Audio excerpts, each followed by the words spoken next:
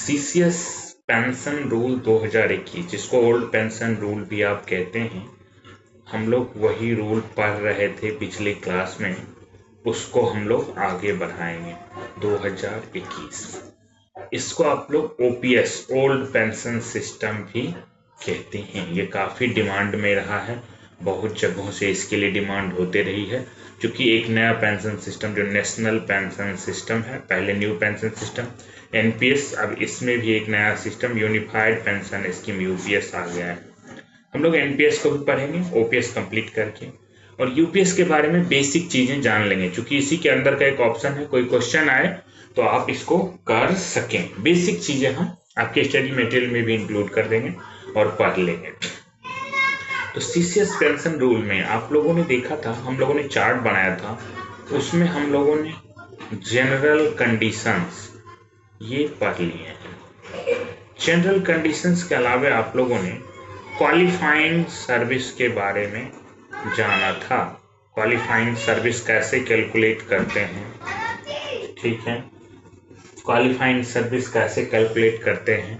आप लोगों ने 6 मंथ पीरियड एसएमपी के रूप में देखा था, कैलकुलेट करते हैं। आज इसका यूज देखेंगे। आप लोगों ने कैलकुलेट भी किया, कई लोगों के सही भी बने हुए हैं, ग्रुप में आप लोगों ने शेयर भी किया है।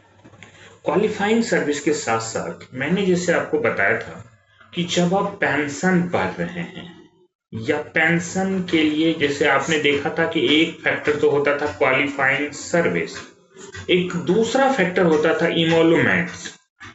इमोलूमेंट्स कि क्या उनको बेसिक पेंशन बनेगा। इमोलूमेंट्स ये महत्वपूर्ण फैक्टर है कि आखिर हम बेसिक पेंशन क्या लें। बेसिक पेंशन पे ही डियरनेस रिलीफ उन्हें मिलता था, जैसे जो डीए मिलता है यहाँ पे रिटायरमेंट के बाद डीआर कहा जाता है, तो डियरनेस रिलीफ इस पे मिलता था। आखिर ये इमोलूमेंट्स क्वालिफाइंग सर्विस तो आपको पता चल गया।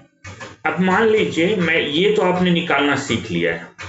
इमोलूमेंट्स में मान लीजिए कोई आदमी एक्स्ट्रा ऑर्डिनरी लीव पे था रिटायरमेंट के समय, ईओएल पे। ईओएल का मतलब क्या, इसको दूसरे नाम में अगर एक्चुअल कहें, विथ इफेक्ट क्या है, तो लीव तो है लेकिन विदाउट पे है, विदाउट पे है। तो आखिर इसका बेसिक पेंशन कैसे फिक्स करेंगे, क्या लेंगे। या मान लीजिए इसने इंक्रीमेंट अर्न किया, ठीक है, इंक्रीमेंट अर्न किया, लेकिन इंक्रीमेंट जो है ये लिया, बट गवर्नमेंट सर्वेंट क्या था, वाज ऑन लीव, छुट्टी पे था। अब आपको पता है जब तक लीव में आप होते हैं इंक्रीमेंट इफेक्टिव नहीं होता, एक्सेप्ट सीएल, कैजुअल लीव को छोड़ करके। तो लीव में थे, तो क्या पेंशन फिक्सेशन के लिए हम ये इंक्रीमेंट कंसीडर करेंगे कि नहीं करेंगे। इस तरह के डिफरेंट चीजें आ जाएगी। साथ साथ जब हम पेंशन पढ़ रहे हैं तो हम जरा आज की क्लास में टाइप्स ऑफ पेंशन भी जानने की कोशिश करेंगे। टाइप्स ऑफ पेंशन, ये टाइप्स ऑफ पेंशन जब हम जान जाएंगे, यहीं से हम लोग फैमिली पेंशन एक टाइप मिलेगा, और फैमिली पेंशन जिसका डेथ हो जाता है तो उनको फैमिली पेंशन मिलता है, फैमिली पेंशन की तरफ मूव करेंगे। ठीक है, इतना महत्वपूर्ण चीजें हैं, इसको पढ़ने के बाद अब पेंशन के मैक्सिमम चीजों को कवर कर लें। तो आज का जो हमारा टॉपिक है वो किस पे हम पूरे कंसंट्रेट करेंगे। सबसे पहले इमोलूमेंट्स पर। पेंशन जानने के लिए क्वालिफाइंग सर्विस जान चुके हैं कैसे निकालते हैं, तो इमोलूमेंट्स, कौन सा इमोलूमेंट्स लेंगे इस पर हम बात करेंगे।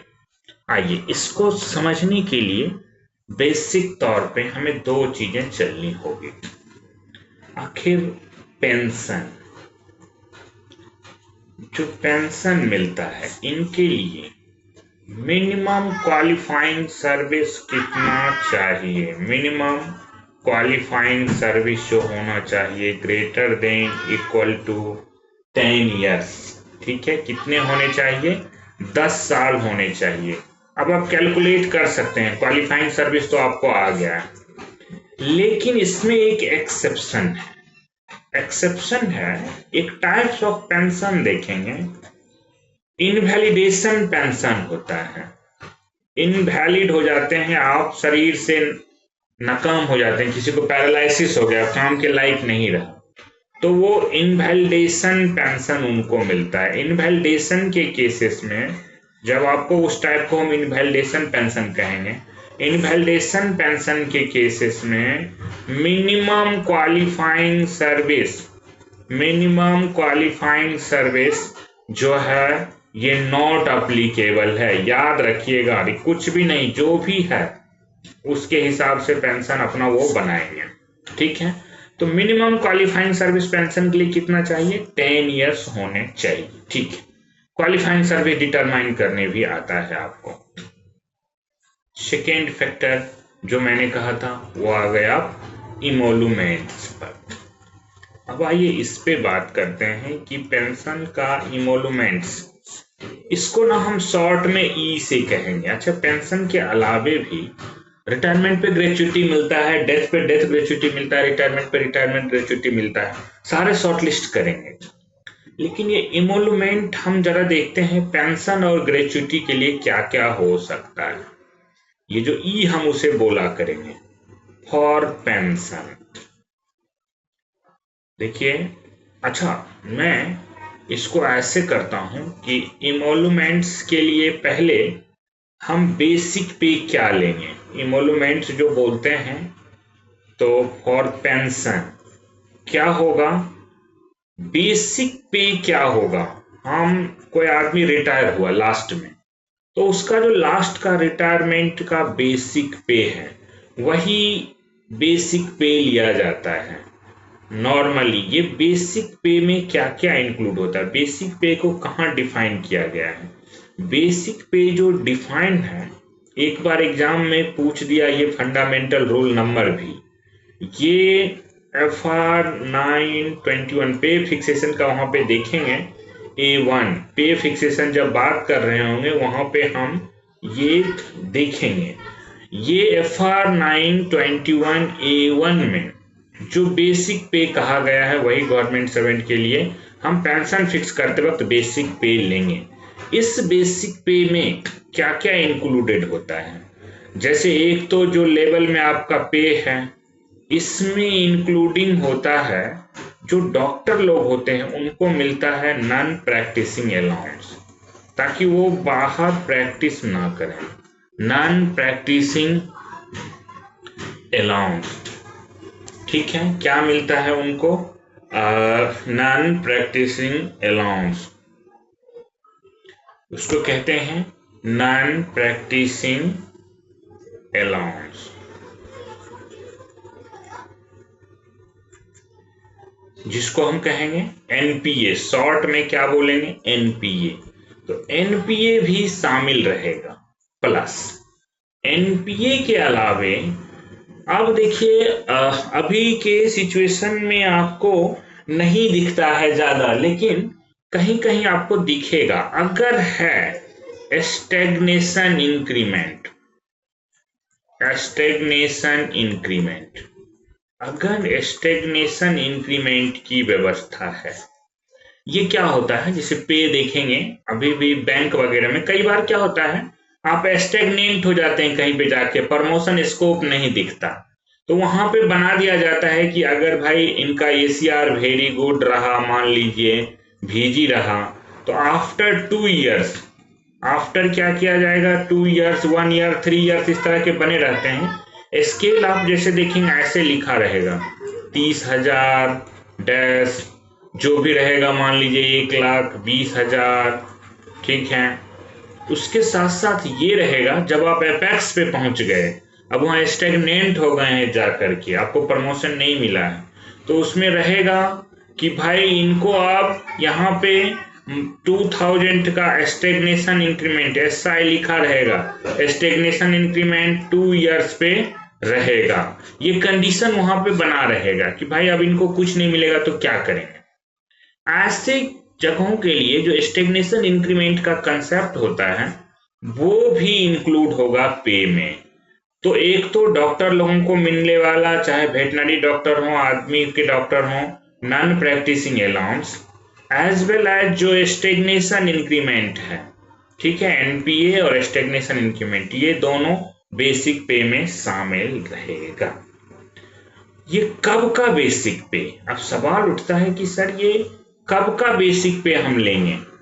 तो कहते हैं कि जो गवर्नमेंट सर्वेंट, ठीक है, बेसिक पे जो कह सकते हैं कि हम ऐसे अगर इसे लिखें तो शब्दों में कह सकते हैं विच दी गवर्नमेंट सर्वेंट, जो भी मतलब रिटायर होने वाले हैं, government servant receives immediately before retirement, immediately before retirement, retirement से पहले जो गवर्नमेंट सर्वेंट पे ले रहा होता है उसी पे को हम बेसिक पे मानेंगे। अगर एनपीए मिल रहा है तो एनपीए भी ले लीजिए और स्टेगनेशन इंक्रीमेंट मिल रहा है तो उसको भी शामिल कर लीजिए। ये हो जाएगा for the purpose of pension. किसके लिए होगा? For the purpose of pension. दूसरा आता है कि भाई for the purpose of gratuity, इसके लिए क्या रहेगा? For the purpose of gratuity, retirement gratuity हो या डेथ ग्रेच्युटी हो, दोनों के केसेस के लिए आखिर ग्रेच्युटी के लिए क्या रहेगा? देखिए ग्रेच्युटी के लिए जो ये मैंने कहा बेसिक पे, इसमें मैंने क्या क्या रखा? Non practising allowance plus stagnation increment. अगर है मैं ब्रैकेट में लिख देता हूं इफ एनी, अगर है तो, नहीं है तो कोई बात ही नहीं है, तो सिर्फ बेसिक पे जो उनके पे लेवल में है, प्लस यहां डीए भी जुट जाता है।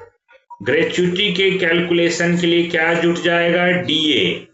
पेंशन के लिए ओनली बेसिक पेंशन, यहाँ बेसिक पे रहेगा, यहाँ क्या लेंगे? ओनली बेसिक पे, एनपीए लगा करके प्लस स्टेगनेशन इंक्रीमेंट लगा करके, इफ एनी है तो। डीए नहीं जुड़ेगा। बेसिक पेंशन निकालने के लिए नो डीए कॉन्सिडर्ड, चाहे डीए का रेट कुछ भी हो, मैंने क्लैरिटी के लिए लिख दिया कि नो डीए कॉन्सिडर्ड। आ जाइए, ठीक है, ओनली बेसिक पेंशन। लेकिन जब ग्रेच्युटी में आएंगे for the purpose of gratuity, तो ग्रेच्युटी के लिए अगर हम ई कहें, इमोलूमेंट कहें, ई का मतलब इमोलूमेंट, इमोलूमेंट क्या होगा? ये ई जो हम इमोलूमेंट कह रहे हैं, ये इमोलूमेंट हमेशा रहेगा ग्रेच्युटी के लिए बेसिक पे प्लस डीए।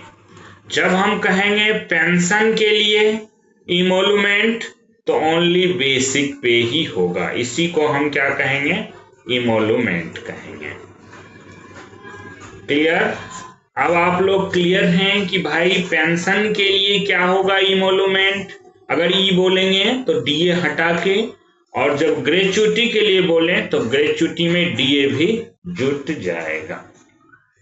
चलिए अब पेंशन का हम थोड़ा सा कंसेप्ट और ब्रॉड करते हैं। एक पेंशन में कंसेप्ट आता है एवरेज इमोलूमेंट का। किसका आता है? एवरेज इमोलूमेंट। मैं जहां भी एवरेज इमोलूमेंट लिखूंगा वहां पे मैं क्या करूंगा? ई भी लगा दिया करूंगा, ठीक है, कि एवरेज वाला है, या ए भी लगा दिया करूंगा नीचे। ये मेरे रूल में आपको देखने को मिलेगा, जब हम पढ़ा रहे होंगे तो आपको समझदारी के लिए। एवरेज एमोलमेंट क्या होता है? एवरेज एमोलमेंट का जो पेंशन में कंसेप्ट है, ये कहते हैं कि जो भी गवर्नमेंट सर्वेंट एमोलमेंट ड्रॉ कर रहा है, तो लास्ट 10 मंथ का एवरेज, कितने मंथ का? लास्ट 10 मंथ का। तो कहते हैं जो भी इमोलूमेंट्स आप ले रहे हैं, मतलब पे ले रहे हैं, इमोलूमेंट्स का मतलब यहाँ पे है बेसिक पे, वही इसमें एनपी बेसिक पे प्लस एनपीए कर दीजिए plus stagnation increment, if any है तो वो लगा के, ठीक है। एमोलुमेंट्स जो भी है ड्रॉन बाय गवर्नमेंट सर्वेंट। अब मैं इसमें लगा देता हूं एवरेज वर्ड, क्लियर हो जाएगा, ताकि average emoluments drawn by government servant during last 10 month. कितने महीने का लेंगे? जब भी एवरेज एमोलुमेंट्स की बात करेंगे तो लास्ट 10 मंथ की बात करेंगे। यहां पे याद रखिएगा ये सिर्फ ओपीएस के लिए होगा। जब यूपीएस में आ जाएंगे, एनपीएस के अंदर जो यूपीएस आया है वहां पे थोड़ा सा सरकार ने चेंज किया है, यहाँ 12 मंथ की बात कर दी है। तो यहाँ अलग देखेंगे, एन्यूटी सिस्टम है, यहाँ 12 मंथ की बात हो जाएगी, ठीक है। एनपीएस यूपीएस यहाँ देखेंगे 12 मंथ का एवरेज एन्यूटी का आ जाएगा, ये इसमें आएगा। ओपीएस में हमेशा एवरेज एमोलमेंट बोलें मतलब 10 मंथ, क्लियर। अब कोई आदमी पेंशन लेना चाहता है, पेंशन उसको क्या मिलेगा? देखिए पेंशन है तो किसी को टेंशन नहीं होता है, ये बात सच है, क्योंकि ये बहुत बड़ी सोशल सिक्योरिटी है। आपके रिटायरमेंट के बाद आपका घुटना काम नहीं करते, पैर नहीं चलता, हाथ नहीं चलता, कमर में दर्द, तरह तरह की बीमारियां, वहां एक सिक्योरिटी, एक सोर्स ऑफ इनकम आपके पास हो, वो बहुत बड़ी बात होती है। उस वक्त आप अपना हर एक इच्छा को पूरा कर सकते हैं, परिवार का भरण पोषण कर सकते हैं, ये चीजें कर सकते हैं। पेंशन जो मिलता है किसी भी व्यक्ति को, वो अमाउंट क्या होगा? मतलब मैं जो बता रहा हूं ये पेंशन का अमाउंट क्या रहेगा? मतलब अमाउंट का मतलब आप कह सकते हैं बेसिक पेंशन, उस पर डियरनेस रिलीफ। तो देखिए ये बेसिक पेंशन आप कैसे निकालते हैं? पहले पेंशन के लिए क्या होना चाहिए? क्वालिफाइंग सर्विस कितना होना चाहिए? Greater than equal to 10 years. Exception क्या है? एक्सेप्शन आपने देखा है, except in case of invalidation, ठीक है। एक्सेप्शन है हमारा इनवैलिडेशन का केस, ठीक है, ये ध्यान रखना है, पूछता है कभी कभी एग्जाम में। इनवैलिडेशन के केस में कोई क्वालिफाइंग सर्विस नहीं चाहिए। अब देखिए यहां पे आपको 50% मतलब हाफ ऑफ कह सकते हैं लास्ट पे ड्रॉन, जो लास्ट पे आपने ड्रॉ किया, लास्ट पे ड्रॉन आपको मिलेगा। और कई बार ऐसा होता है, आप देखेंगे इस तरह के केसेस प्रैक्टिकल आपको मिलेंगे, जहां पे आपको देखने को मिलेगा, या कहते हैं 50% ऑफ एवरेज इमोलुमेंट। एवरेज इमोलुमेंट, अब एवरेज इमोलुमेंट्स का मतलब क्या मैंने बता दिया है, मतलब इसी को कहते हैं 50% of average of paid drawn by government servant during कितने मंथ? Last 10 month. 10 महीने में जो आपने, थोड़ा सा अंतर हो जाता है। नॉर्मली जैसे नॉर्मल केसेस में रिटायर करेंगे तो आपका 50% ऑफ लास्ट पे ही हमेशा लाभकारी रहता है, लेकिन ये दोनों कंडीशन आपको मिल सकते हैं। बट फायदा क्या है? कहा इसमें और इसमें जो बेनिफिशियल हो, विच एवर इज बेनिफिशियल वो मिलेगा। जैसे देखिए 50% ऑफ एवरेज लास्ट 10 मंथ का देखेंगे तो या तो जनवरी या जुलाई इंक्रीमेंट का अंतर आ गया होगा कि नहीं आ गया होगा, एक इंक्रीमेंट का अंतर आ गया होगा, तो एवरेज निकालेंगे तो ये कम पड़ जाता है। नॉर्मली लास्ट पे ड्रॉन हमेशा गवर्नमेंट सर्वेंट के लिए बेनिफिशियल रहता है इन नॉर्मल केसेस, लेकिन कई अदर केसेस में देखेंगे जहां पे डिफरेंट सिचुएशंस पैदा होते हैं, हम बात करेंगे आगे, वहां पे ये 10 मंथ का एवरेज इम्प्लीमेंट ही बेनिफिशियल होता है। जो भी बेनिफिशियल होगा वही मिलेगा पेंशन किसी को।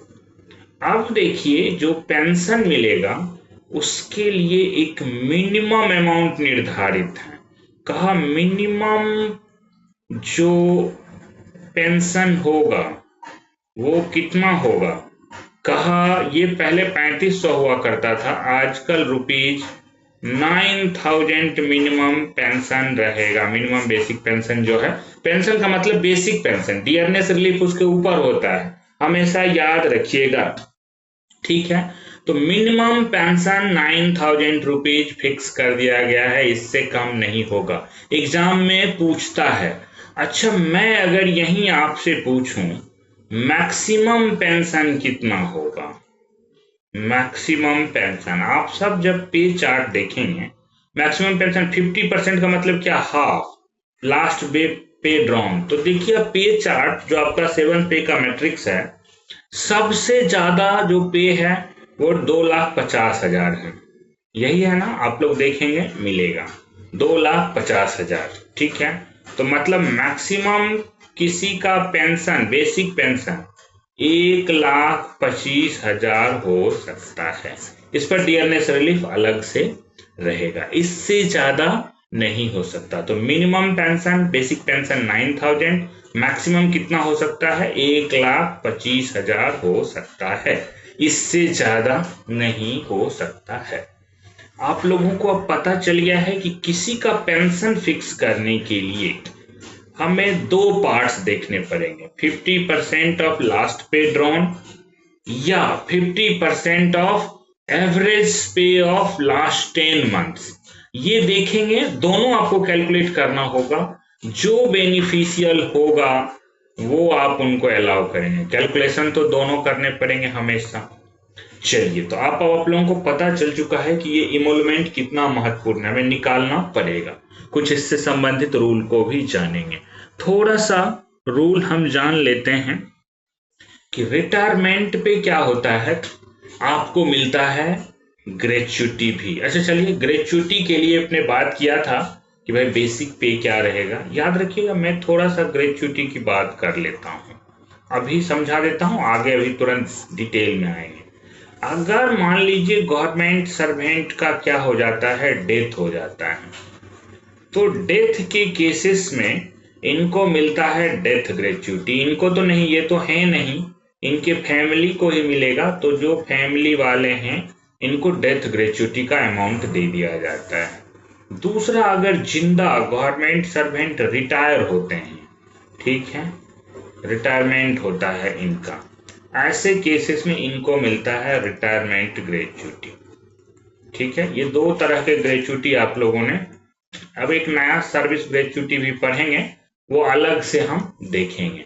तो रिटायरमेंट ग्रेच्युटी है, इसके लिए जब भी मैं आपको बता चुका हूं इमोलूमेंट्स बोलूं, इमोलूमेंट्स मैं बोलूं ई, तो इसका ई का मतलब आपने समझ रखा है। मैं दोबारा रिवाइज करता हूं, बेसिक पे, अगर कोई एनपीए है, कोई स्टेग्नेशन इंक्रीमेंट है, इफ एनी है तो है, जैसे अब हम लोगों में नहीं है तो हम लोगों में लास्ट बेसिक पे ऐसे ही रहेगा प्लस।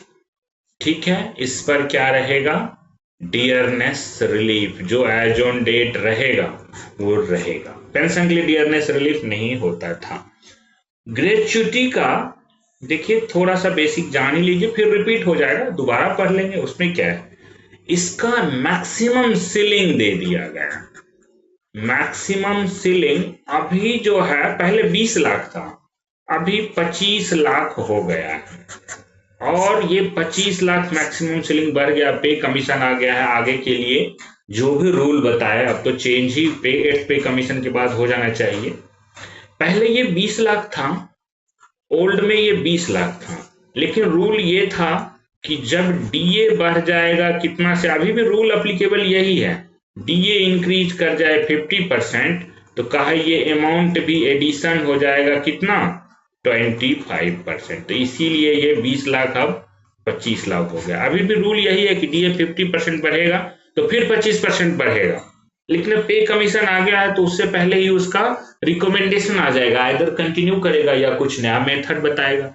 तो अभी gratuity, all kind of gratuity, maximum ceiling, चाहे डेथ ग्रेच्युटी हो या रिटायरमेंट ग्रेच्युटी हो, सबके लिए कंफ्यूजन नहीं कि सर डेथ में ज्यादा पैसा दे दीजिएगा, नहीं।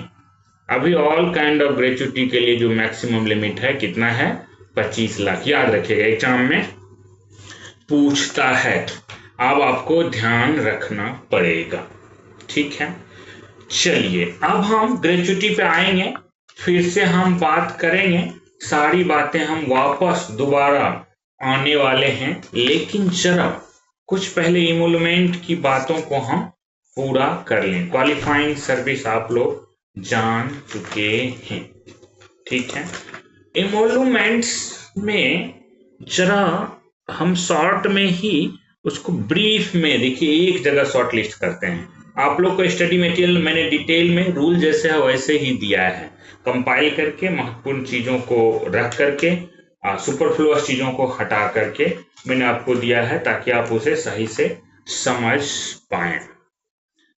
देखिए इमोलुमेंट्स जब भी आप फिक्स करने जाएंगे, ठीक है, जब भी आप किसी का इमोलुमेंट्स फिक्स करने जाएंगे तो दो तरह का सिचुएशन एराइज होता है।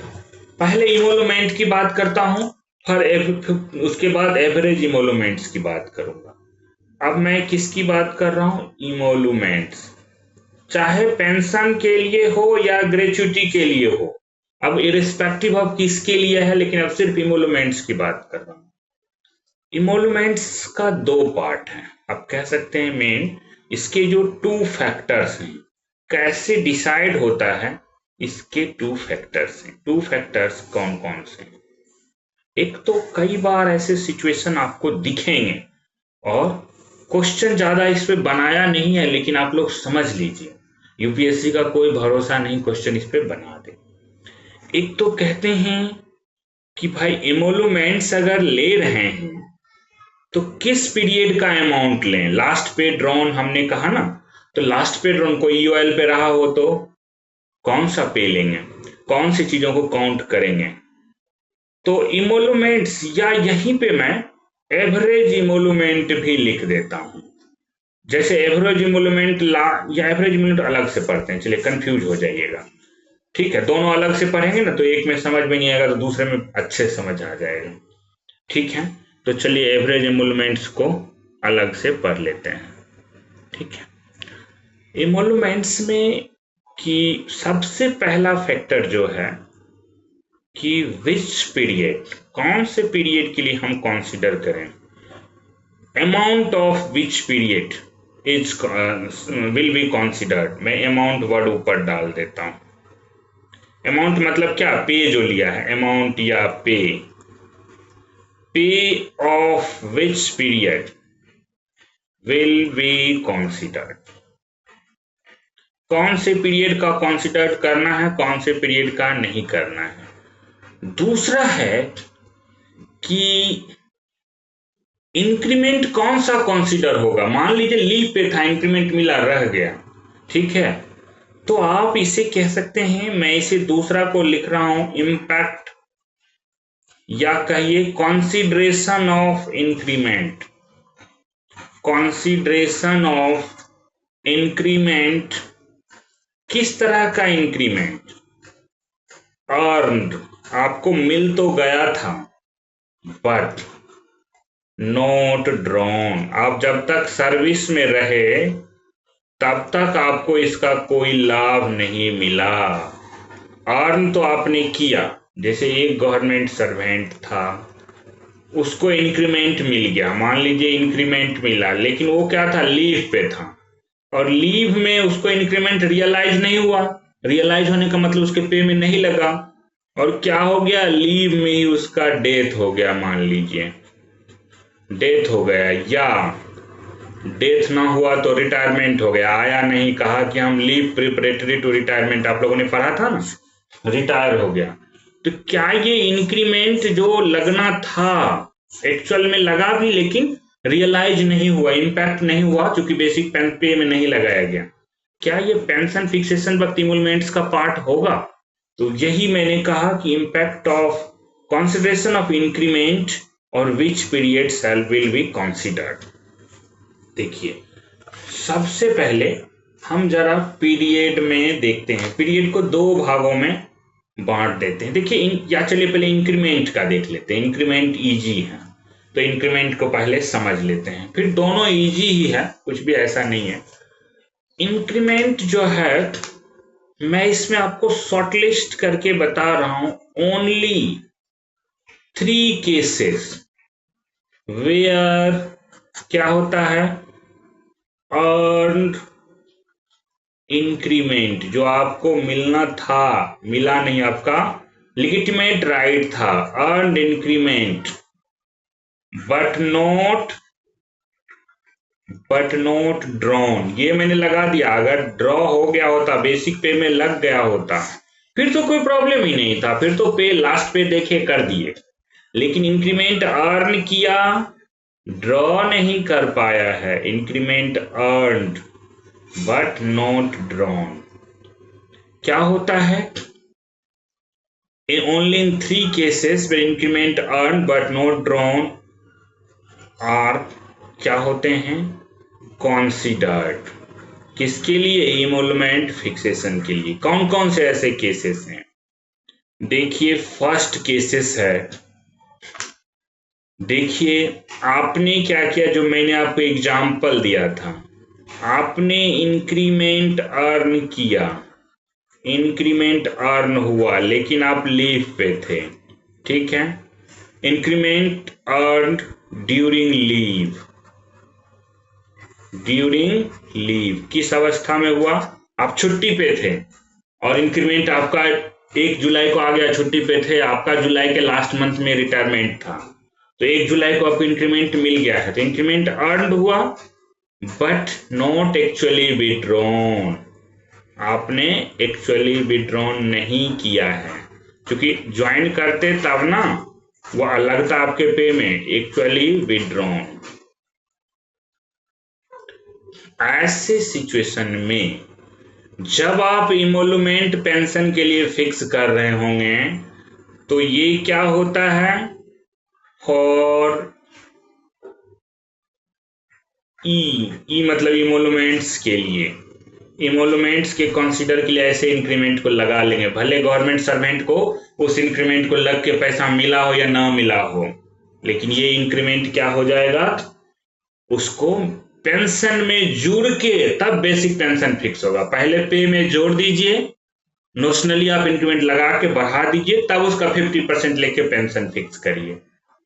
दूसरा कंडीशन देखिए, कई बार क्या होता है, आपका प्रमोशन होना था, नहीं हुआ, कोर्ट चले गए, लड़ के आए, या फिर आपका पे कमीशन का रिकमेंडेशन आने में लेट हुआ, पे रिवीजन देर से हुआ, अब आपको वहां पे एक्चुअल में तो आप हैं नहीं, क्या मिलता है आपको, नोशनल इंक्रीमेंट मिलता है। क्या मिलता है, नोशनल इंक्रीमेंट। आप रिटायर हो चुके हैं, notional increment with retrospective date, जो भी आपको मिला विथ रिट्रोस्पेक्टिव डेट, किस वजह से हो सकता है, ड्यू टू, आप कह सकते हैं पे रिवीजन हुआ, कोर्ट ऑर्डर। आपने रिटायरमेंट के बाद अक्सर लोग कोर्ट केस लड़ते हैं, फ्री रहते हैं, सोचते हैं सरकार से लड़ेंगे। अगर मान लीजिए रिट्रोस्पेक्टिव प्रमोशन हुआ कोर्ट ऑर्डर से कि नहीं जी इनको सब कुछ दिया जाए, रिट्रोस्पेक्टिव प्रमोशन, ठीक है, ऐसे केसेस में आपका पे बढ़ रहा है, तो बेनिफिट जो भी पे का रिवीजन हुआ है वो सारा आपको इमोलमेंट के लिए कंसीडर हो जाएगा, ठीक है, ये कंसीडर हो जाएगा। थर्ड कंडीशन है, जो मैं सी नंबर कंडीशन ले रहा हूं, कि भाई मान लीजिए किसी के ऊपर पेनाल्टी लगी हुई थी, ठीक है, लेकिन उस मान लीजिए पेनाल्टी में क्या हुआ था, उनका इंक्रीमेंट विधेयक था, कुछ भी इस तरह का किया गया था। पेनाल्टी क्या है, मान लीजिए कि उसको, लेकिन कॉम्युलेटिव इफेक्ट नहीं था। अब याद करिए सीसीए रूल ऑलरेडी पढ़ चुके हैं, कॉम्युलेटिव इफेक्ट का मतलब लाइफ टाइम उसका इंपैक्ट रहेगा, लेकिन जो पेनाल्टी थी वो पेनाल्टी कैसे है, तो आप ऐसे कह रहे हैं कि पेनाल्टी लाइफ में कभी भी आपका सर्विस रिटायर ही नहीं हुए, डेथ हो गया, डेथ ड्यूरिंग पेनाल्टी, उसके ऊपर कोई पेनाल्टी लगी, इंक्रीमेंट विधेयक कर लिया गया, पे कम कर दिया गया, कुछ भी।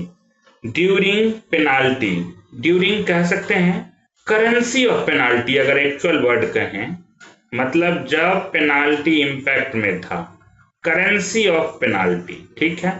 Death during currency of penalty.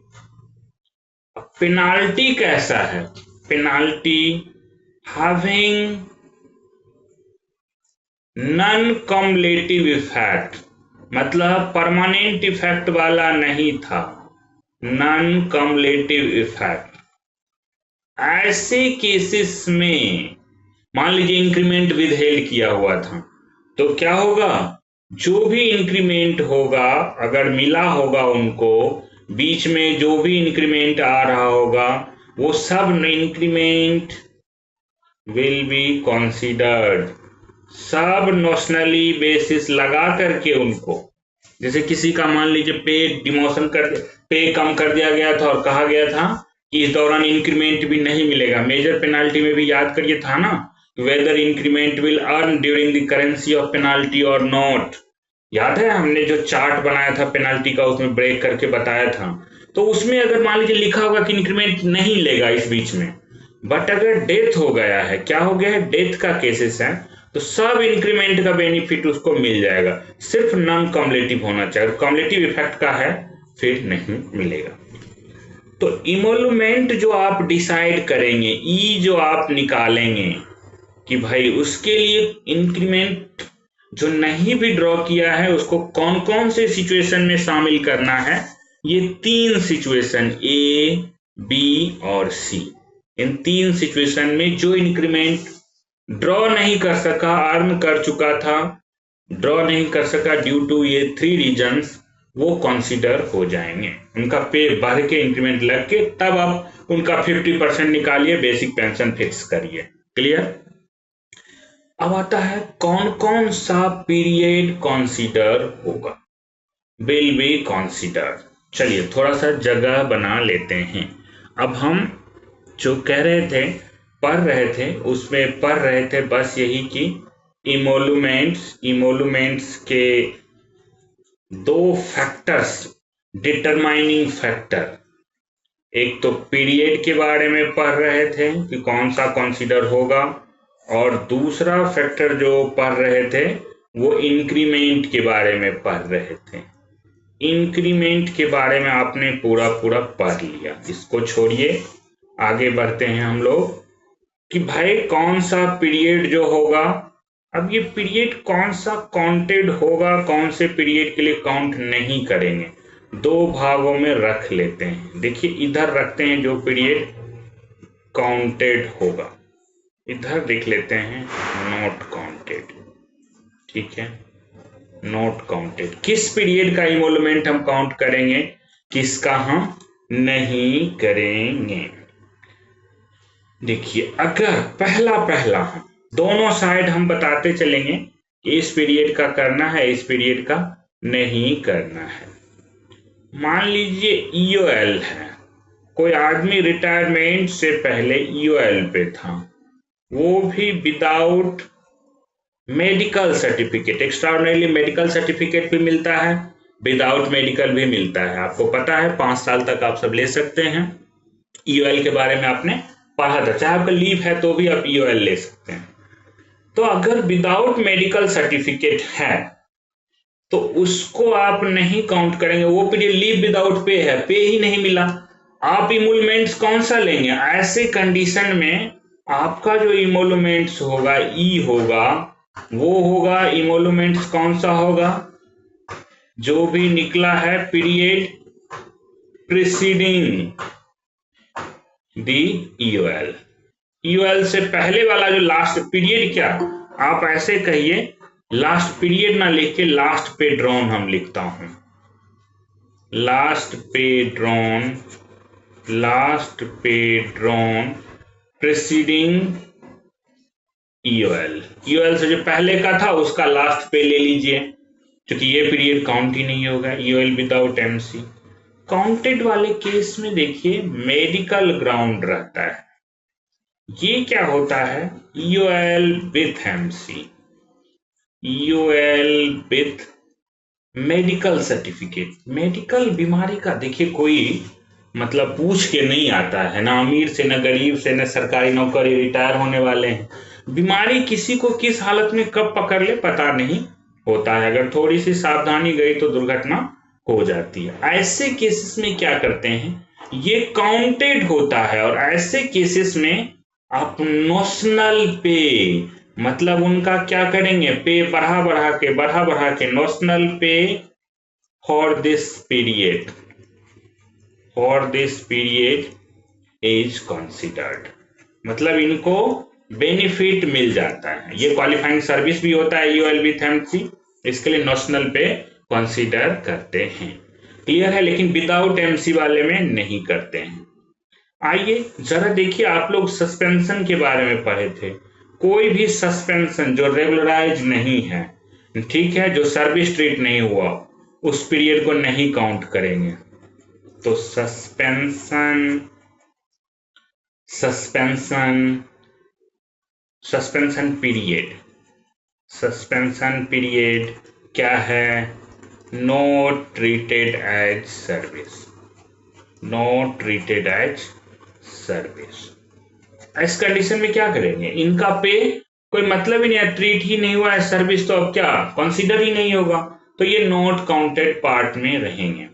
लेकिन देखिए, अगर मान लीजिए suspension period treated as service हो गया है, मैं दूसरा नंबर कह रहा हूं, उसको रेगुलराइज कर दिया गया है, suspension period treated as service, तब उसके लिए फिर वही क्या करेंगे, नोशनल पे बढ़ा बढ़ा के भाई इनको इतना इंक्रीमेंट लगता है, यहाँ पे ये होता, वो बढ़ा के ले जाएंगे और फिर वो फिक्स आप कर देंगे। ठीक है, तो ऐसे केसेस में क्या करेंगे, लास्ट पे ड्राउन प्रीसीडिंग ईओएल ले लेंगे, इमीडिएटली प्रीसीडिंग आप कह सकते हैं, जो रहेगा वो ले लेंगे। ठीक है, अगर अब देखिए तीसरा कंडीशन आता है, मैं एकदम सब एक जगह शॉर्ट लिस्ट करके आप लोगों को रख रहा हूं, इतने रूल पढ़ने की जरूरत नहीं, चार्ट के रूप में पढ़ लीजिए। अगर आप फॉरेन सर्विस में चले गए थे, कैसे, डेपुटेशन, जैसे ऑटोनोमस बॉडी में चले गए, एम्स में चले गए, डेपुटेशन ऑन फॉरेन सर्विस, या कहिए फॉरेन सर्विस, या राज्य सरकार में भी जा सकते हैं। ऐसे कंडीशन में भी आप डेपुटेशन पे चले गए थे स्टेट गवर्नमेंट में, तो स्टेट गवर्नमेंट वाला इमोलमेंट कंसीडर नहीं होगा। ठीक है, इस पीरियड का जो है फॉरेन सर्विस में रूल होता है, पेंशन कंट्रीब्यूशन देते हैं, आपने पढ़ा था कि भाई, हमने बताया था वहां पे कि पेंशन कंट्रीब्यूशन देना पड़ता है, जनरल कंडीशन में आप लोगों ने पढ़ा था ना, तभी उनका कंसीडर होगा, नहीं तो नहीं होगा। तो अगर कंसीडर हो रहा है तब क्या करते हैं, ऐसे पीरियड के लिए ठीक वही नोशनल पे वाला जो फॉर्मूला है, नोशनल पे for that period, for that period is considered.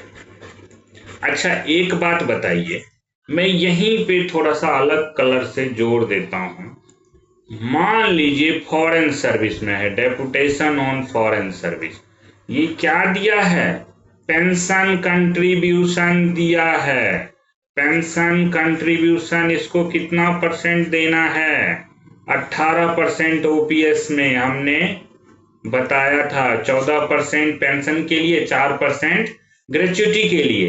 ये पेंशन कंट्रीब्यूशन किसको दिया है, गवर्नमेंट को दिया है, तब के केसेस में नेशनल पे लेंगे। अगर मान लीजिए ये पेंशन कंट्रीब्यूशन नहीं दिया होगा और ये फॉरेन सर्विस, जहां अदर देन, मतलब फॉरेन सर्विस का मतलब क्या, जहां पे इनका पे other consulate fund of India से नहीं जा रहा है, स्टेट से नहीं जा रहा है, यूटी से नहीं जा रहा है, ऐसे कंडीशन में ये फॉरेन सर्विस कहलाते हैं। जैसे कि आप एम्स में चले गए, एम्स ऑटोनोमस बॉडी है, उनका पे ग्रांट इन एड से जो पैसा मिलता है उससे आता है, तो ठीक है, वो फॉरेन सर्विस कहलाएंगे। आप किसी भी ऐसे बॉडी में चले गए जहां पे आ रहा है तो आपको एक कंट्रीब्यूशन देना पड़ता है, तभी क्वालिफाइंग सर्विस काउंट होता है। हम जनरल कंडीशन में बात कर चुके हैं, फिर भी मैं रिपीट कर रहा हूं। अगर मान लीजिए नहीं दिए, पेंशन कंट्रीब्यूशन नहीं देंगे, अगर सपोज करिए ये कहते हैं कि हम इस पीरियड के लिए नो पेंशन कंट्रीब्यूशन, अगर बाय द वे मान लीजिए नो पेंशन कंट्रीब्यूशन, पेंशन का क्या किए, कंट्रीब्यूशन ही नहीं दिए, तब क्या होगा, नॉट क्वालिफाइंग सर्विस। फिर क्वालिफाइंग सर्विस ही नहीं है तो कोई मतलब ही नहीं है, फिर वो काउंटेड नहीं रहेगा। इस बात को आपको ध्यान रखना पड़ेगा, ठीक है। जो पहले बता रखे थे वही बात में। तो अब आप लोग समझ चुके हैं कि कौन से पीरियड को हमें कंसीडर करना है, कौन से पीरियड को कंसीडर नहीं करना है। क्लियर।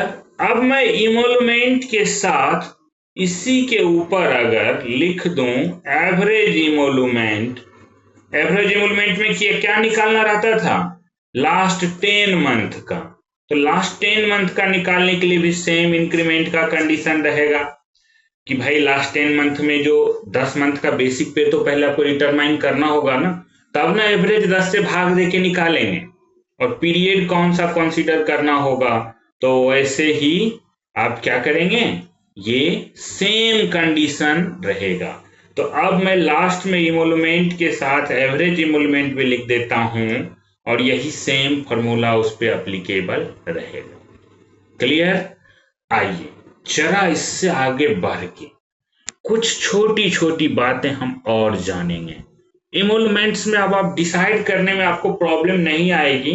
किसी का भी केस देखेंगे तो कौन से पीरियड को माने ना माने, कौन सा इंक्रीमेंट लें ना लें, इमोलमेंट एवरेज इमोलमेंट आप इजिली निकाल सकते हैं। जो प्रैक्टिकल करेंगे इनके लिए थोड़ा ज्यादा असरकारी होता है, बेनिफिशियल होता है।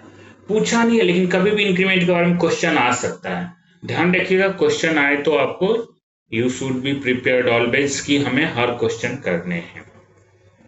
अब कुछ बातें मैं अलग से और जोड़ना चाहता हूं जो आपको मतलब ध्यान रहना चाहिए।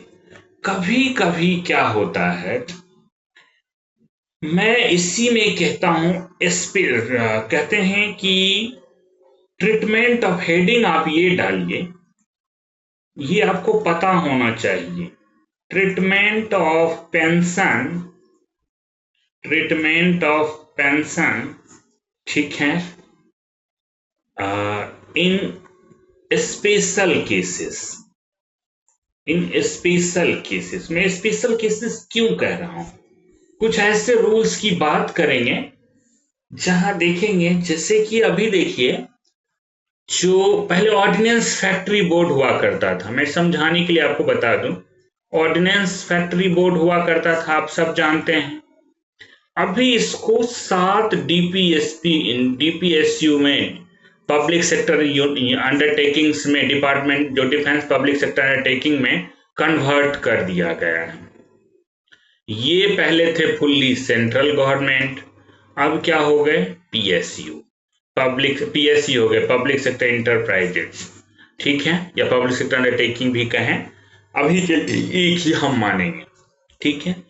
तो देखिए, या कोई सेंट्रल गवर्नमेंट से किसी बॉडी को, मान लीजिए कोई सेंट्रल गवर्नमेंट की बॉडी है, उसको कन्वर्ट कर दिया जाता है ऑटोनोमस बॉडी में, एबीज में, ऑटोनोमस बॉडीज में।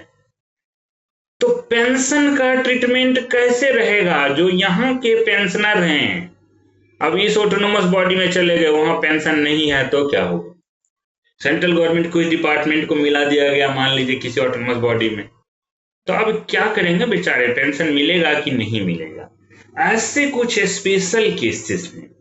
तो आइए फर्स्ट मैं स्पेशल केसेस रखता हूं जो आपको जानने चाहिए एकदम। ऐसी चीजों को लोग नहीं ध्यान देते, नहीं पढ़ते, बट जानिए, और क्वेश्चन भी आ सकता है। इसमें क्या है कि कोई गवर्नमेंट सर्वेंट है, ट्रांसफर्ड हो गया, इसको मान लीजिए बॉडी ही एसिमुलेट कर दिया गया, या इसको ट्रांसफर्ड कर दिया गया, transferred to autonomous body, autonomous body, अब क्या है, इसको ओपीएस है, ओल्ड पेंशन स्कीम है, ये ऑटोनोमस बॉडी में गया, वहां पे नहीं है। तो क्या कहते हैं इनके लिए, अब ऐसे लोगों को कहा गया है कि भाई आप क्या लेंगे, इनको चॉइस दिया जाता है, ऑप्शन दिया जाता है। ऑप्शन किसका, तो जो पेंशन आपको मिलता सेंट्रल गवर्नमेंट में, ये लेना है मतलब ओपीएस लेना है, या आप चाहते हैं जो पेंशन एग्जिस्टिंग है किसमें, ऑटोनोमस बॉडीज में, आप ये लेना चाहते हैं।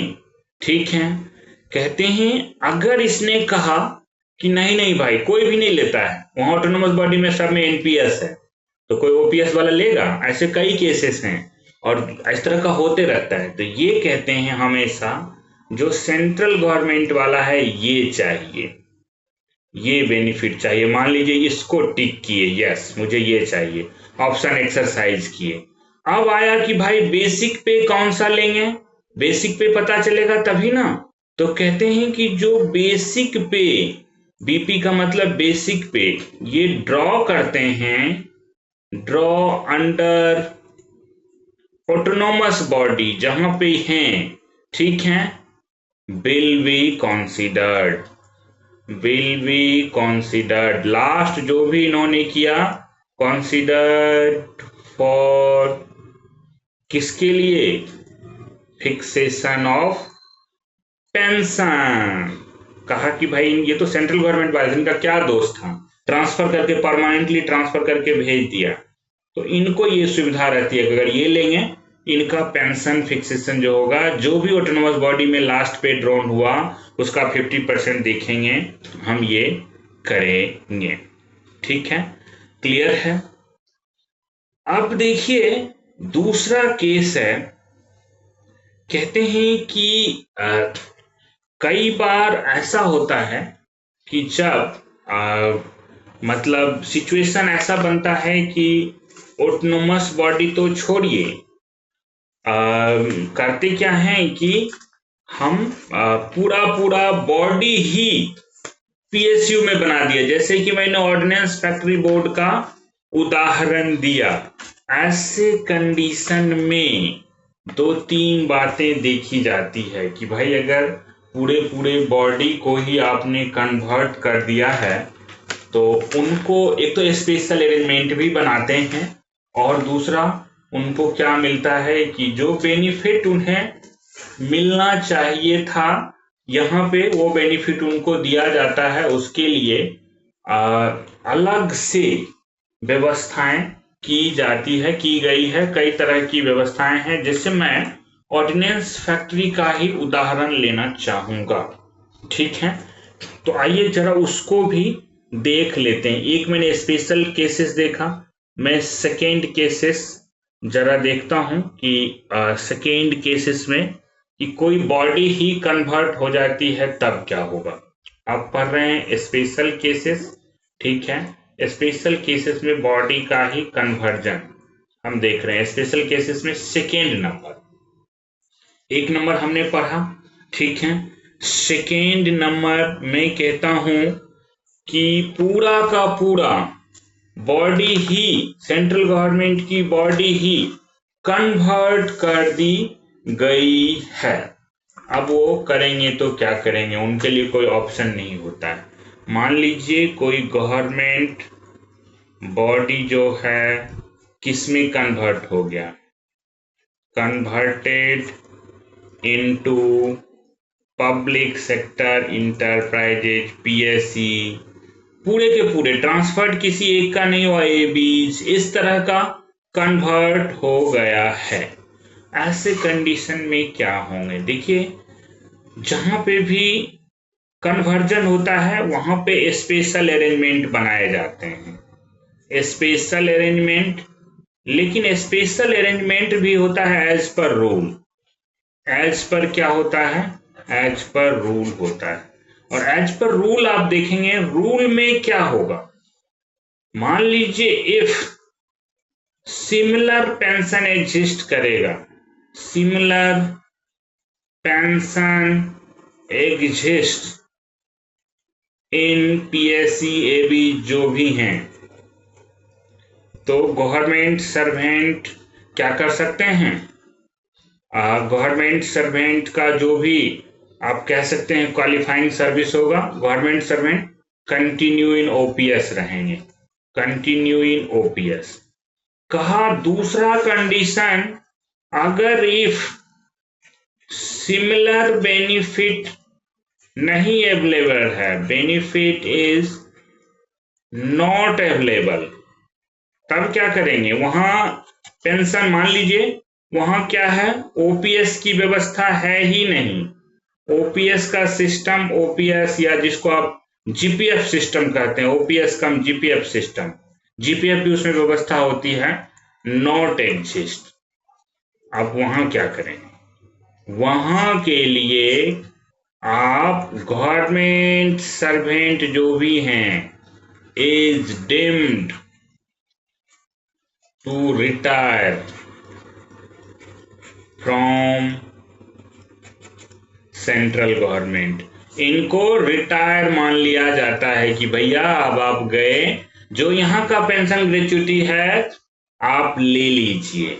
उनमें एक फैसिलिटी होती है, जैसे कि अभी रिसेंटली भी दिखा, अगर ओपीएस वाले हैं तो उनके लिए भाई वो नया इंस्टीट्यूशन अगर नया कन्वर्ट होके बन रहा है ओपीएस दे, तो एक ट्रस्ट बना के पैसा दे दिया जाता है। एक ट्रस्ट का प्रोविजन होता है कि एक ट्रस्ट बना के वहां पे क्या करते हैं, गवर्नमेंट मनी डिपॉजिट कर देती है, गवर्नमेंट डिपॉजिट मनी। हालांकि आप लोगों को पूछेगा नहीं, इतना तो नहीं जाएगा एग्जाम में, लेकिन मैंने बेसिक के तौर पे आपको बता दिया कि अगर कन्वर्जन का केसेस हो तब क्या होता है, सिमिलर है तब तो कोई प्रॉब्लम नहीं, अगर नहीं है, यही कन्वर्टेड में अगर मान लीजिए मैं थर्ड केसेस बना रहा हूं कि गवर्नमेंट सर्वेंट जो है सेंट्रल गवर्नमेंट का था, अब क्या होता है, एब्जॉर्ब हो जाता है, जाकर के एब्जॉर्ब हो जाता है कहां पे, मान लीजिए किसी पीएसयू में, किसी ऑटोनोमस बॉडी में,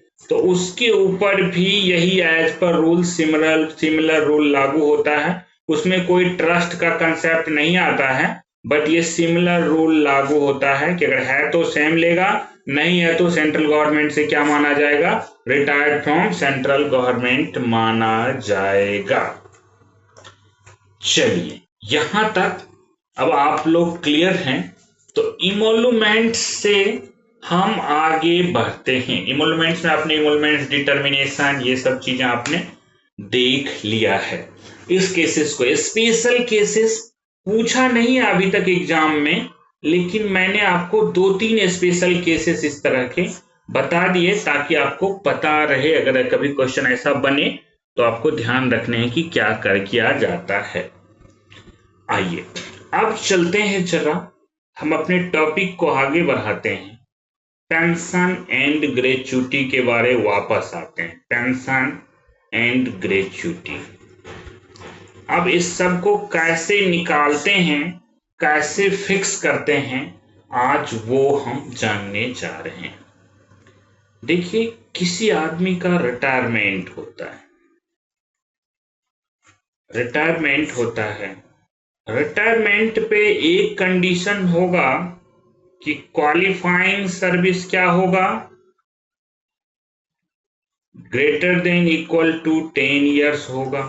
दूसरा कंडीशन हो सकता है क्वालिफाइंग सर्विस जो है लेस देन 10 इयर्स रह जाए, ठीक है, 10 साल से क्या रह जाए, कम रह जाए, ठीक है, ऐसा भी कंडीशन हो सकता है। क्वालिफाइंग सर्विस 10 इयर्स है, तो अगर रिटायरमेंट हुआ है तो पेंशन तो मिलेगा, चलिए पेंशन मिलेगा, रिटायरमेंट हुआ है, डेथ तो हुआ नहीं है, तो ग्रेच्युटी भी मिलेगा, इसको बोलते हैं रिटायरमेंट ग्रेच्युटी।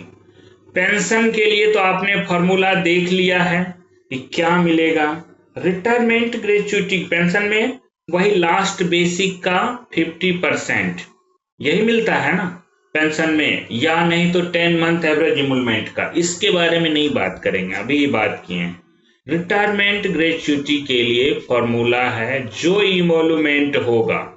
अब ये ग्रेच्युटी है, ग्रेच्युटी में इमोलुमेंट का मतलब बेसिक पे प्लस डीए है, ठीक है, बाय 4, उससे 4 से डिवाइड कर देंगे, गुने number of SMP, 6 monthly period. Qualifying service के लिए निकाले थे 6 मंथली पीरियड, ठीक है, ये 6 मंथली पीरियड से मल्टीप्लाई कर देंगे।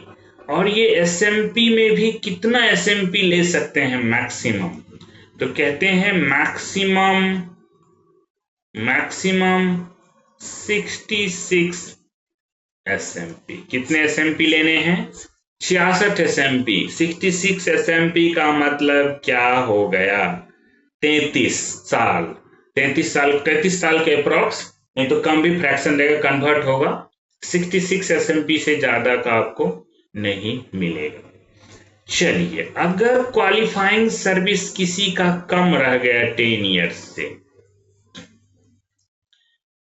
तो आपको देखना है, भाई पेंशन तो इसको नहीं मिलेगा, लेस देन 10 ईयर्स है, तो पेंशन कहां से मिलेगा?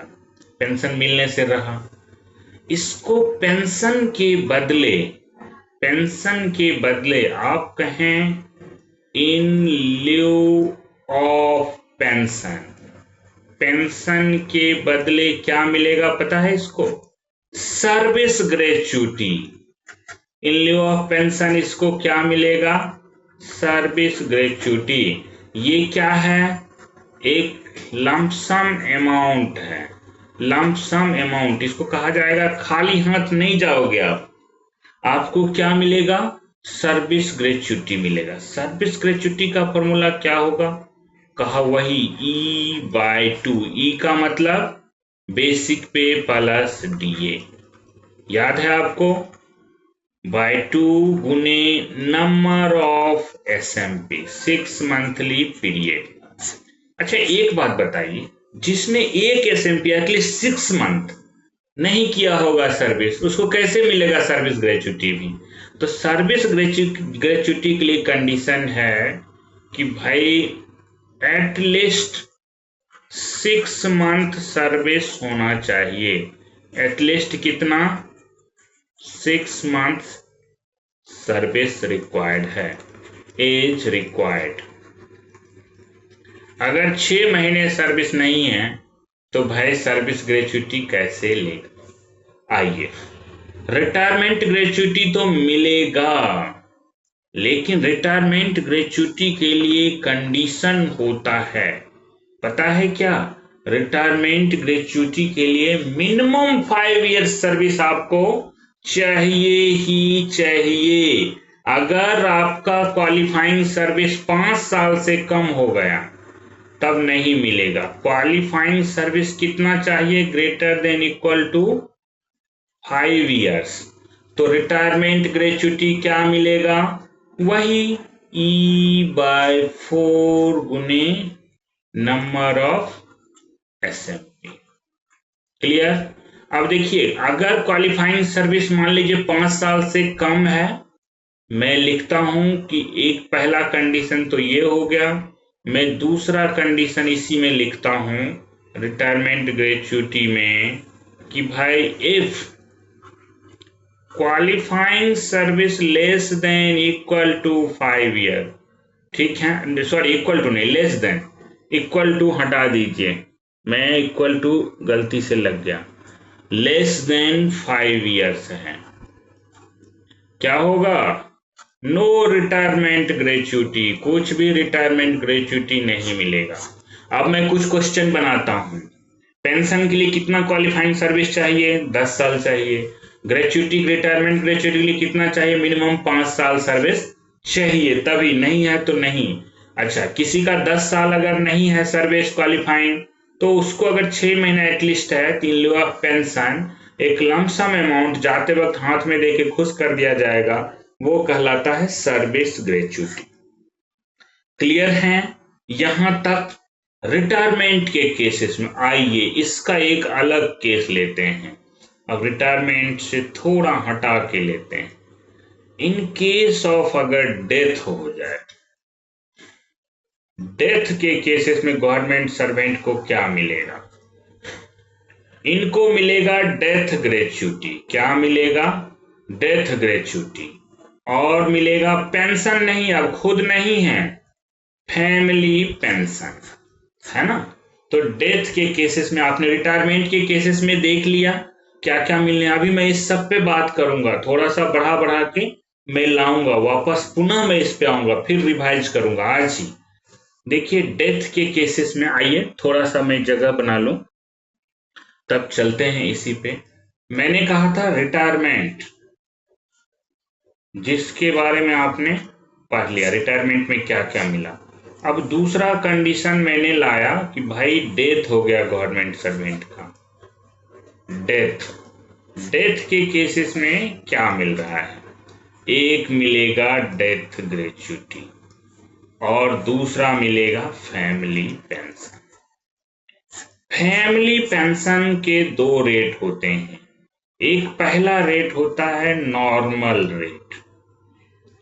नॉर्मल रेट का मतलब है, नॉर्मल रेट अगर आप कहें फैमिली पेंशन में, तो 30% ऑफ जो इमोलमेंट था, 30% ऑफ ई कौन सा? जो गवर्नमेंट सर्वेंट लास्ट बेसिक पे फिक्स हुआ था वही 30% ऑफ ई होता है। अगर आप कहें, और इसका भी मिनिमम फिक्स कर दिया गया है, मिनिमम फैमिली पेंशन कितना होगा? कहा 9,000 से कम में नहीं कोई जी पाएगा, तो इसके लिए 9,000 फिक्स किया हुआ है। उस पर फिर डियरनेस रिलीफ रहेगा प्लस डीआर रहेगा, याद रखिएगा, वो ये अलग से होता है। ये फैमिली पेंशन का मतलब बेसिक फैमिली पेंशन से है, ठीक है। अच्छा सोचिए जरा, नॉर्मल रेट में मैक्सिमम फैमिली पेंशन कितना हो सकता है? तो आप कहिए 30%, 30/100, यही ना, गुने कितना बेसिक पे मैक्सिमम हो सकता है? 2,50,000। जरा देखिए, ये गया और ये गया, 25 या 25 इंटू 3 75, कितने जीरो बच गए? 3 जीरो। तो 75,000 मैक्सिमम फैमिली पेंशन हो सकता है। एग्जाम में आपके सामने सवाल आए मैक्सिमम फैमिली पेंशन कितना हो सकता है? नॉर्मल रेट, ठीक है। तो नॉर्मल रेट से कितना हो सकता है? 75,000। फैमिली पेंशन में हम इसको भी रिवाइज करेंगे अभी, इसीलिए फिर से आपको बता रहे हैं। एक होता है इनहांस्ड रेट। इनहांस्ड रेट, ये कब तक क्या मिलता है ये सब अभी बात नहीं कर रहे हैं, देखेंगे 10 इयर्स या 67 इयर्स ऑफ एज, ये सब बात करेंगे। अभी सिर्फ ये जानिए कि मिलेगा क्या आखिर। कहते हैं 50% ऑफ इमोलमेंट जो गवर्नमेंट सर्वेंट का था, ये भी मिनिमम फिक्स कर दिया गया है कि मिनिमम फैमिली पेंशन ये भी ₹9,000 होगा ही होगा। मैक्सिमम कितना हो सकता है? मैक्सिमम इनहांस रेट में भी आप देखिए तो 50% मतलब 1/2, 50/100 हो गया ना, गुने 2,50,000, यही ना, मतलब मैक्सिमम 1,25,000 हो सकता है। एग्जाम में कई बार पूछता है minimum family pension normal rate से, कभी इनहांस्ड रेट से, कभी पेंशन, कभी ये आपको पूछा जाएगा। चलिए, ये आपको पता चल गया डेथ रिटायरमेंट केसेस में क्या क्या आपको मिलना है, ठीक है। अब आइए मैं दोबारा चलता हूं, जरा एडिशनल पेंशन भी बताएंगे आपको, फिर मैं आपको रिवाइज कराता हूं क्लैरिटी के लिए। अब मैं ऐसा केसेस लेता हूं कि क्वालिफाइंग सर्विस क्या है, greater than equal to 10 years है। चलिए, किसी का अमाउंट, अब आप इसको क्या दे रहे हैं? पहला पेंशन। आइए आप इसको पेंशन देने पर, रिटायरमेंट का केसेस है, क्या है, रिटायरमेंट का केसेस। सबसे पहले इसको पेंशन अब क्या दे रहे हैं, अब थोड़ा हम E/2 बात करेंगे, इमोलमेंट बाय 2। आपको पता है बेसिक पे, लास्ट बेसिक पे का 50%, या ये कह रहे हैं कि हाफ ऑफ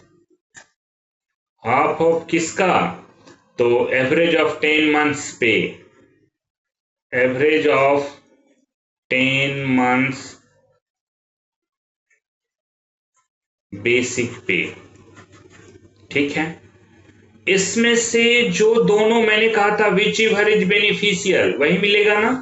तो अब आप क्लियर हैं, पहले पहले कोई आदमी रिटायर हुआ है, विच एवर इज बेनिफिशियल, आपने उनको पेंशन फिक्स कर दिया। दूसरा चीज क्या देंगे इनको, दूसरा चीज आप इनको देंगे, क्वालिफाइंग सर्विस कितना है, 10 ईयर्स। अब इनका दूसरा मोर देन 10 ईयर है तो रिटायरमेंट ग्रेच्युटी तो मिलेगा ही मिलेगा। आइए आपने दिया रिटायरमेंट ग्रेच्युटी, क्या दिया, E/4 गुने नंबर ऑफ 6 मंथली पीरियड। इसको मैंने कर दिया कि भाई मैक्सिमम कितना, मैक्सिमम 66 SMP, ये मैंने बताया था, फिर मैं रिवाइज कर रहा हूं। तो चलिए मैं आपसे पूछता हूं, मैक्सिमम कितना रिटायरमेंट ग्रेच्युटी हो सकता है, मैक्सिमम रिटायरमेंट ग्रेच्युटी, किसी का भी सर्विस कुछ भी रहे, E/4 गुने 66 SMP मैक्सिमम ले सकते हैं। मैंने 66 SMP कर दिया, काट के देखिए 33/2 हो जाएंगे, मतलब 16.5 गुने 32 गुने इमोलमेंट, एमोलुमेंट का 16.5 टाइम्स, 16.5 टाइम्स मैक्सिमम हो सकता है। और इस पे सीलिंग कितना है, subject to ceiling, ceiling amount कितना मैंने बताया था, सीलिंग ऑफ ₹25 लाख, अभी यही है ना, ग्रेच्युटी इससे ज्यादा नहीं। आपको एग्जाम में पूछेगा कि कोई आदमी का सर्विस है तो उसकी रिटायरमेंट ग्रेच्युटी कितने टाइम्स इमोलमेंट का मैक्सिमम हो सकता है, आपको 16.5 गुने इमोलमेंट तो याद रहेगा। तो पेंशन क्या निकलेगा, इमोलमेंट क्या निकलेगा, अगर क्वालिफाइंग सर्विस 10 ईयर्स था तो। पहला केस आपने देख लिया। आइए जरा फिर मैं दोबारा फिर से ब्रेक करता हूं इसी चीजों को।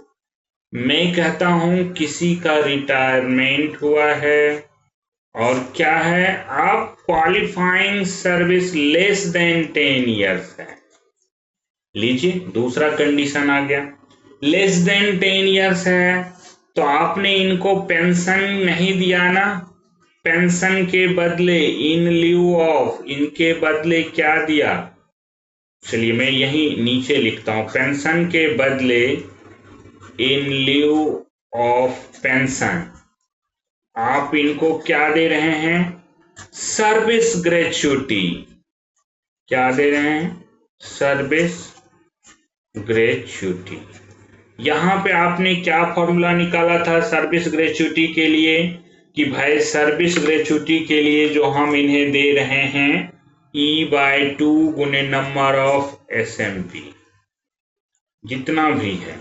अब जो भी SMP रहेगा इसमें 66 जाने की बात ही नहीं है, क्वालिफाइंग सर्विस ही लेस देन 10 ईयर्स है, बस कंडीशन है मिनिमम 6 मंथ सर्विस होना चाहिए, मिनिमम 6 मंथ सर्विस रिक्वायर्ड, ठीक है। चलिए रिटायरमेंट ग्रेच्युटी इनको देने के लिए यहां पे 2 कंडीशन आ गया, जो मैंने पहले बताया वही देखिए अब आपके चार्ट में आ रहा है, qualifying service greater than equal to 5 years, तो फिर वही E/4 गुने नंबर ऑफ SMP, ये मिल गया। अगर आ गया qualifying service less than 5 years, no retirement gratuity, इनका रिटायरमेंट ग्रेच्युटी बनेगा ही नहीं। ये बेचारे दुखी हो जाएंगे कि ग्रेच्युटी भी नहीं दी। डेथ पे बाद में चलेंगे, रिटायरमेंट के दोनों केस में आपने पेंशन देख लिया। अब आइए जरा पेंशन के केसेस में जो पेंशनर होते हैं उनका पेंशन तो फिक्स हो गया। पेंशन से एक नया कंसेप्ट निकलता है, एडिशनल पेंशन। क्या निकलता है? Additional pension. हम लोग देखिए अभी 10 बज गया होगा, हम लोग का 10:30 तक तो टाइम है, थोड़ा 5-10 मिनट हम लोग 15-20 मिनट कॉन्स्टिट्यूशन भी पढ़ेंगे। एडिशनल पेंशन, एडिशनल पेंशन क्या है? एडिशनल पेंशन सबको मिलता है।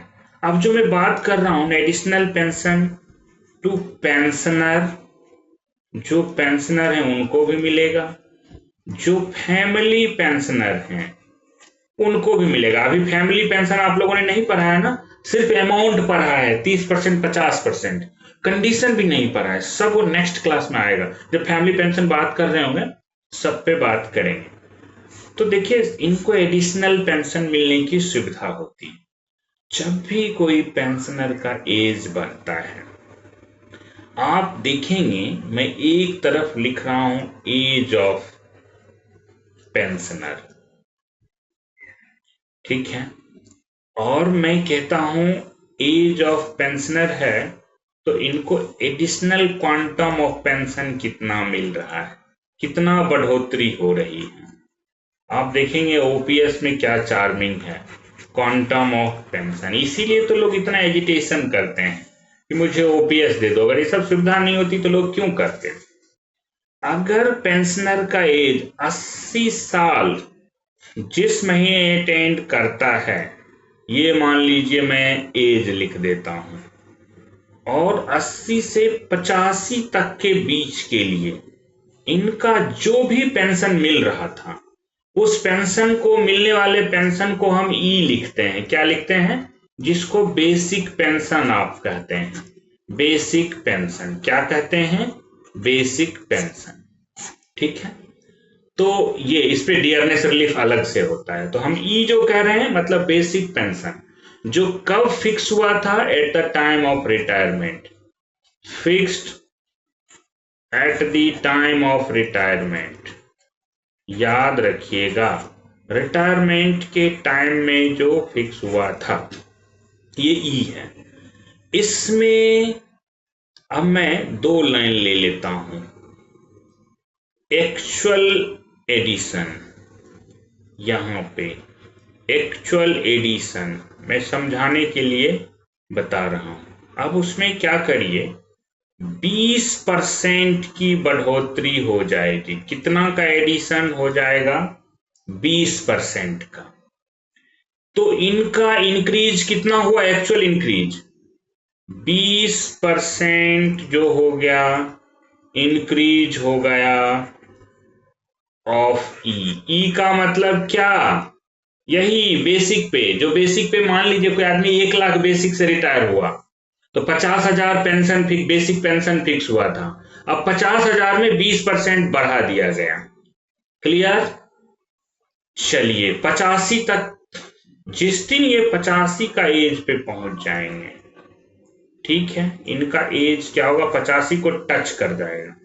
तो 85 से 90 तक के एज के लिए फिर 10% एक्चुअल एडिशन कर दीजिए। मतलब जो ई का था, जो शुरू में पेंशन हुआ था, 20% पहले बढ़ाया, 10% फिर बढ़ा दिए, तो कितना बढ़ गया टोटल मिला के? 30% इंक्रीज हो गया, इंक्रीज ऑफ ई हो गया। मतलब अगर 50,000, चलिए मैं रख ही लेता हूं, अगर मान लीजिए किसी का, एक एग्जाम्पल से आपकी क्लैरिटी ज्यादा रहेगी, बेसिक पे था 1 लाख, तो बेसिक जो पेंशन बना था उसका 50 के ये चल रहा था, अब 50 के पर पहले 20% बढ़ा, अब फिर इसी पहले फर्स्ट इंक्रीमेंट 20 के, अब 20%, फिर इसी 50,000 पे अब जो बढ़ रहा है वो 30%, उसमें ये 20% शामिल है। ठीक है, मतलब ये एक्चुअल ग्रोथ कितना हुआ, 10% ही। कुल मिला के पिछला 20 और ये नया 10, 30% बढ़ गया। जब ये देखिए इनका एज 90 को टच करेगा, 90 से 95 के बीच, कहते हैं फिर बढ़ा दो, इनका खर्चा बढ़ गया, वो एक्चुअल 10% बढ़ा दिए, तो टोटल कितना बढ़ गया, शुरू से 30% तक बढ़ रखा था, 10 और तो 40% इंक्रीज ऑफ ई हो गया। ई मतलब वही जो 50 के हमने 50,000 कहा था उसका 40% और, तो 20,000, 70,000 उनका हो गया।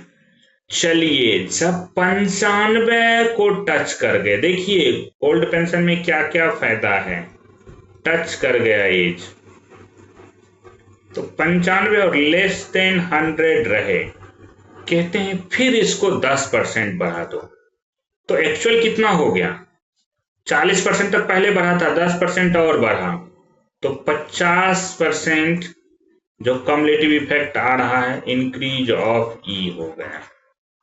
और जिस दिन इनका एज क्या हो गया, सेंचुरी लगाया, 100 के हुए, इसीलिए कोई पेंशनर जल्दी निकलते नहीं हैं, 100 एंड एबव, जिस दिन इनका एज पहुंचा, कहता है डबल कर दो, सीधा एक्चुअल में 50% बढ़ा दो, तो 50% तक पहले बढ़ा था और सीधा 10% अब बढ़ रहा था, अब सीधे 50% बढ़ा दिए, तो क्या हो गया, 100% इंक्रीज हो गया, 100% इंक्रीज ऑफ ई, मतलब 50,000 जो बेसिक पेंशन था उसमें 100% इंक्रीज कर दिए, 50,000 और जोड़ दीजिए, मतलब क्या, पेंशन डबल, पेंशन डबल, 100 पे जाके क्या हो गया, डबल हो गया पेंशन। तो एडिशनल पेंशन बढ़ रहा था कितना और एक्चुअल कितना हो रहा था, ये आपने देख लिया है।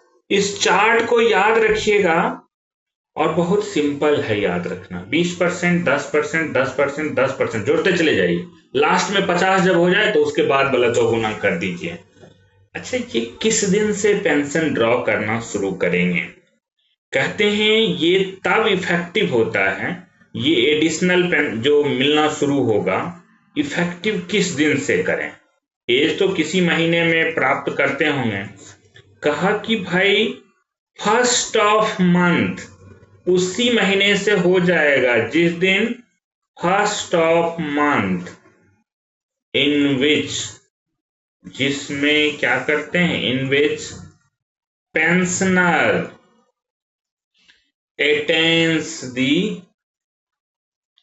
attains the कौन सा एज, एज प्रेस्क्राइब्ड, कहिए जो भी एज मैंने अभी 80, 85 बताया है, प्रेस्क्राइब्ड, उसी महीने से इफेक्टिव हो जाएगा।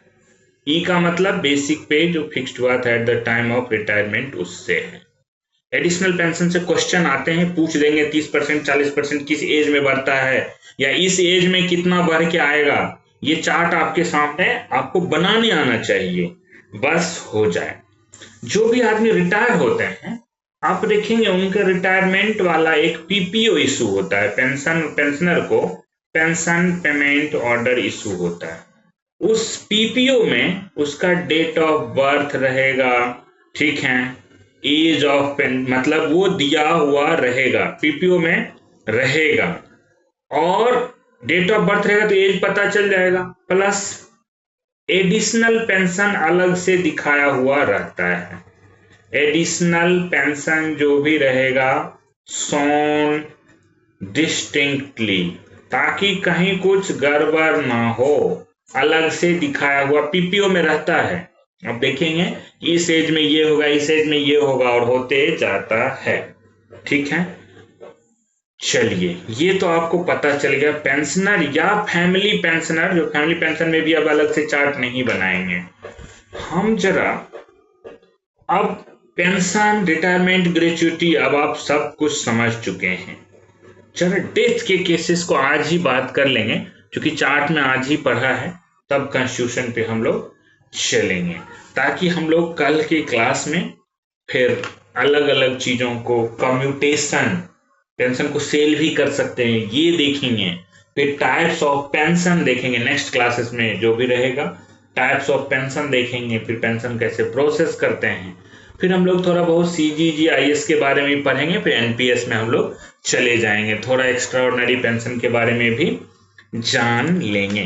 तो ये पेंशन का मेन क्रक्स, थोड़ा वीड आउट भी देखेंगे, 56J, VRS, ये सब भी हम देखेंगे। 20 साल में आप VRS ले सकते हैं, तो ये सब सिस्टम आपके लिए थोड़ा यहीं पे जानना होगा। अब आइए, हम लोग रिटायरमेंट में बहुत कुछ पढ़ लिए। रिटायरमेंट में आपने पढ़ लिया पेंशन, ग्रेच्युटी, सब केसेस देख लिए। पेंशन के बाद एडिशनल पेंशन भी आपने देख लिया। अब आइए जरा अलग होते हैं थोड़ा सा हम लोग और चलते हैं डेथ के केसेस में। डेथ में क्या मिलता है, इससे भी सवाल आता है, सवाल इसी सबसे आता है। डेथ के केसेस पे चलते हैं। डेथ के केसेस में आपने कहा फैमिली पेंशन देंगे, चलिए ये तो हमने देख लेंगे, अलग से पढ़ना है, सेपरेटली पढ़ना है, इस पे बात अलग से करेंगे, क्योंकि ये बड़ा है, फैमिली भी जानना पड़ेगा। एक आएगा इनको डेथ ग्रेच्युटी। डेथ ग्रेच्युटी किसको कहेंगे? डेथ ग्रेच्युटी में आप देखेंगे क्वालिफाइंग सर्विस के आधार पे होता है, ठीक है। ये जो डेथ ग्रेच्युटी है, इसमें मैं एक चार्ट बनाता हूं, इस चार्ट को ध्यान रखिएगा, कितना क्वालिफाइंग सर्विस इनका हुआ था और उसके अनुसार रेट होता है, rate of death gratuity, DG, ठीक है। अगर किसी का qualifying service less then 1 year था, तो इनको 2 गुने इमोलूमेंट, इमोलूमेंट का मतलब क्या, बेसिक पे प्लस DA, बेसिक पे में क्या, NPA प्लस स्टेगनेशन इंक्रीमेंट, अगर इफ एनी है तो इसको ध्यान रखना है। जहां भी मैं ग्रेच्युटी बोलूं DA इंक्लूड करने हैं आपको अपने मन से, ठीक है। तो 2 गुने इमोलूमेंट मिलेगा। देखिए बड़ा सिंपल है, एक तो 2 गुने इमोलूमेंट। अगर मान लीजिए क्वालिफाइंग सर्विस किसी ने 1 साल पूरा कर लिया, लेस देन 1 ईयर था, लेकिन लेस देन 5 ईयर्स है, उसको कुछ नहीं, 5 के बाद क्या आता है, 6 गुने इमोलूमेंट दे दीजिए। अगर किसी का मान लीजिए 5 ईयर्स क्वालिफाइंग सर्विस पूरा हो गया था, लेस देन 11 ईयर्स था, हमें बड़ा आसान रहता है याद करने में, 12 गुने इमोलूमेंट दे देते हैं। चलिए किसी ने 11 ईयर क्वालिफाइंग सर्विस पूरा कर लिया, लेकिन लेस देन 20 ईयर्स था, तो फटाक से हमारा माइंड कहता है 21 गुने इमोलूमेंट, लेकिन नहीं होगा ऐसा। यहां पे ये 20 ईयर्स VRS के लिए होता है ना, 20 साल पूरा कर लो तो VRS ले सकते हो, इसलिए ऐसा किया गया है, 20 गुने इमोलूमेंट ही रखा गया है, ताकि किसी को डेथ में इस तरह का बेनिफिट ना हो जाए, भाई VRS तो 20 साल में होता है, तो 20 गुने इमोलूमेंट्स रखा गया। अगर इसने किसी ने 20 ईयर्स से ज्यादा क्वालिफाइंग सर्विस कर लिया, मतलब क्वालिफाइंग सर्विस क्या है, अदर 20 ईयर और मोर है, ऐसे केसेस में कहते हैं भाई डेथ है ना, तो डेथ ग्रेच्युटी में E/4 नहीं करेंगे, E/2 गुने number of SMP, 6 monthly period. कहा यहां भी मैक्सिमम कितना, कहा मैक्सिमम 66 SMP। क्लियर? तो देखिए मैं कहूं, अगर यहीं पे आपसे एक सवाल पूछूं, कितना मैक्सिमम हो सकता है death gratuity, maximum death gratuity, तो आप कहेंगे सर E/2 गुने ज्यादा से ज्यादा कितना, 66 SMP का ले सकता है। मतलब 33 गुने इमोल्यूमेंट हो सकता है। इस पे कंडीशन क्या है, सीलिंग क्या है, मैक्सिमम सीलिंग जो आपने देखा, सब्जेक्ट टू सीलिंग ऑफ कितना, ₹25 लाख, जो है 25 लाख से ज्यादा किसी हाल में नहीं जाएंगे। लेकिन जहां रिटायरमेंट ग्रेचुटी 16.5 टाइम्स ऑफ इमोल्यूमेंट हो सकते हैं, वहीं डेथ ग्रेचुटी 33 गुने इमोल्यूमेंट हो सकता है। ठीक है, इस बात को आप ध्यान रखेंगे। बट उसका 20 साल से ज्यादा 20 साल या 20 साल से ज्यादा क्वालिफाइंग सर्विस होना चाहिए। क्लियर? चलिए एक कंसेप्ट और थोड़ा सा पढ़ ही लें, या नहीं तो आप लोग पहले रिवाइज करिए।